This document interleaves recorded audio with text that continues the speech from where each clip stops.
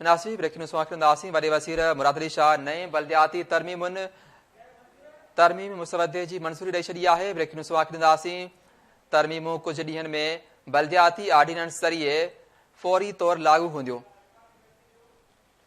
Breaking news वाखिंदासी Nasirin Karachi खां जिते वॾे वज़ीर मुराद अली शाह नए बल्दियाती तरमीमी मुसवदे जी मंजूरी ॾेई छॾी आहे।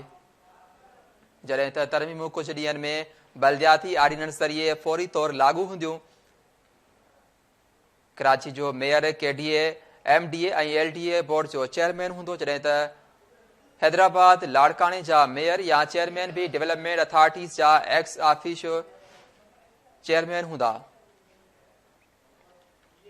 ब्रेकिंग न्यूज़ वाखिंदासी नासिरीन बल्दियाती इलेक्शन खां पोइ 30 ॾींहनि में सूबाई फिनांस कमीशन क़ाइमु कई वेंदी, जॾहिं त वॾे वज़ीर मुराद अली शाह नए बल्दियाती तरमीम मुसवदे जी मंजूरी ॾेई छॾी आहे। इन ई हवाले सां असां लाइन ते मौजूद आहे कराची मां KT news reporter Sagheer Chandio. जी सगीर, छा तफ़सील आहिनि?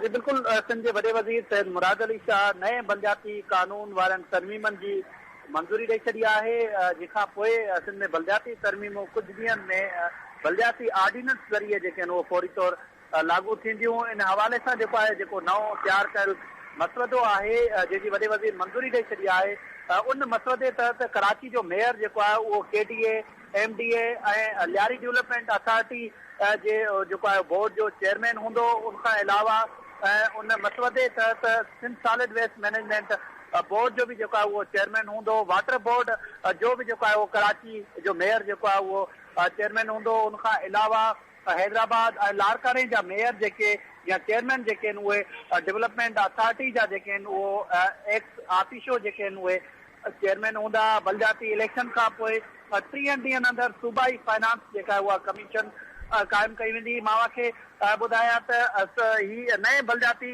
जेका एक्ट में तरमीमनि लाइ सिंध असेंबली पारां कानून में जेका आहे उहा सिलेक्ट तरमीमी लाइ जेका आहे सिलेक्ट कमेटी जेका आहे उहा ठाही वई हुई।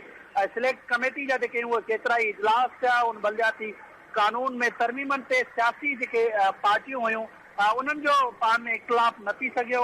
उन इतफ़ाक़ न थियण खां पोइ जेको आहे सिंध बल्दियात खाते पारां नयूं जेके आहिनि उहे तरमीमूं सिंध जे वॾे वज़ीर खे मोकिलियूं हुयूं, जंहिंजी जेका सिंध जे वॾे वज़ीर पारां अॼु उन्हनि तरमीमनि जी मंजूरी ॾेई छॾी आहे। जी ठीकु आहे, वॾी महिरबानी सगीर चांडियो तफ़सील ॾियण जे लाइ।